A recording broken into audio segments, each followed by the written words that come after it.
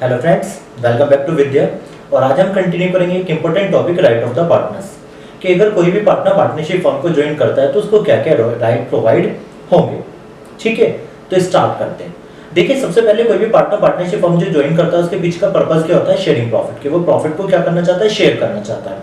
तो हमारा first right of the partner बनता है right to share in profit, कि पार्टनर को क्या मिलना चाहिए? प्रॉफिट के अंदर उसका शेयर मिलना चाहिए। यानी कि पार्टनरशिप फर्म जो भी प्रॉफिट अर्न करती है उस प्रॉफिट में से उस पार्टनर को कोई ना कोई शेयर डेफिनेटली मिलना चाहिए। क्लियर है? उसके बाद आते हैं सेकंड राइट के ऊपर। सेकंड राइट है right to take part in the management, यानी कि पार्टनर अगर पार्टनरशिप फर्म ज्वाइन करता है तो फर्म से रिलेटेड जो भी डिसीजंस हैं या फिर फर्म से रिलेटेड जो भी हमारे मैनेजमेंट से रिलेटेड वर्क्स हैं उन वर्क में पार्टनर का भी पार्टिसिपेट होना चाहिए, यानी कि डिसीजन मेकिंग में पार्टनर का भी पार्ट होना चाहिए। क्लियर है? उसके बाद पढ़ते हैं थर्ड राइट। थर्ड राइट क्या है? Right to access books of account, कि पार्टनर को राइट होता है कि वो फर्म के बुक्स ऑफ अकाउंट को एक्सेस कर सकता है। अब बुक्स ऑफ अकाउंट क्या है? कि वो भी अकाउंट्स, वो रिकॉर्ड्स जो रिलेटेड है एसेट्स, लायबिलिटी, इनकम, एक्सपेंस और any other items related to the business organisation, यानी कि बिजनेस ऑर्गेनाइजेशन से रिलेटेड कोई भी अगर हमारे रिकॉर्ड्स हैं उन रिकॉर्ड को पार्टनर एक्सेस भी कर सकता है और चाहे तो उनकी कॉपी भी क्रिएट कर सकता है और बना के अपने पास रख सकता है। क्लियर है? उसके बाद थर्ड राइट तो हो गया हमारा। अब चलते हैं फोर्थ राइट के ऊपर, right to prevent admission of new partner. Partnership firm के अंदर अगर किसी भी न्यू पार्टनर को एडमिट होना है तो उसके लिए हमेशा उसे प्रीवियस सभी पार्टनर्स की कंसेंट लेना नेसेसरी है। देखिए, इस पॉइंट को थोड़ा सा समझ लेते हैं डीपली। पार्टनरशिप फर्म में दो लोग मिलकर एक साथ काम कर रहे हैं। अब एक third person, new person admit होना है। अब आज तो दो लोग मिलकर काम कर रहे हैं, लेकिन एडमिशन के बाद तो तीनों को एक साथ मिलकर काम करना है, और अगर एक साथ तीनों को मिलकर काम करना है तो तीनों के बीच में कोऑर्डिनेशन होना भी नेसेसरी है। इसीलिए पार्टनरशिप के अंदर राइट दिया गया है, right to prevent admission of new partner, कि अगर पार्टनर चाहे तो किसी भी नए पार्टनर को एडमिट होने से रोक सकता है, क्योंकि अगर उसे लगता है कि इसके साथ हम कोऑर्डिनेट नहीं कर पाएंगे तो वो उसे पार्टनरशिप फॉर्म में एडमिट होने से रोक सकता है। क्लियर है?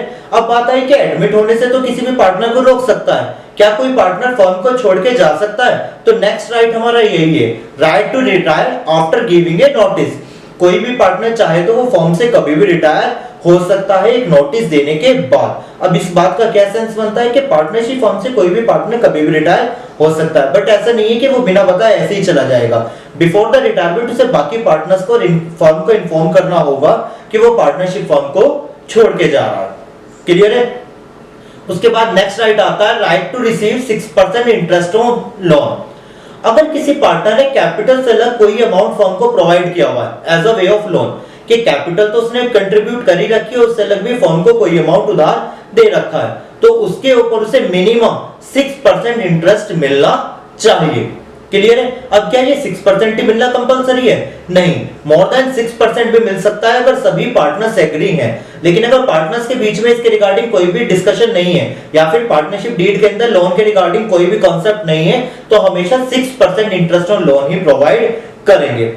यहां तक क्लियर है? उसके बाद नेक्स्ट आता है और लास्ट आज का हम राइट डिस्कस करेंगे, राइट टू इंडेमनिफाइड। अब राइट टू इंडेमनिफाइड को थोड़ा सा डीपली अंडरस्टैंड कर देते हैं कि सबसे पहले इंडेमनिफाइड वर्ड का मीनिंग क्या होता है। इंडेमनिफाइड वर्ड का मीनिंग होता है बेटा, पर्टिकुलर हिंदी वर्ड में अगर मैं बोलना चाहूं तो इंडेमनिफाइड का मतलब होता है भरपाई करना, यानी कि किसी के लॉस को कंपनसेट करना। क्लियर है?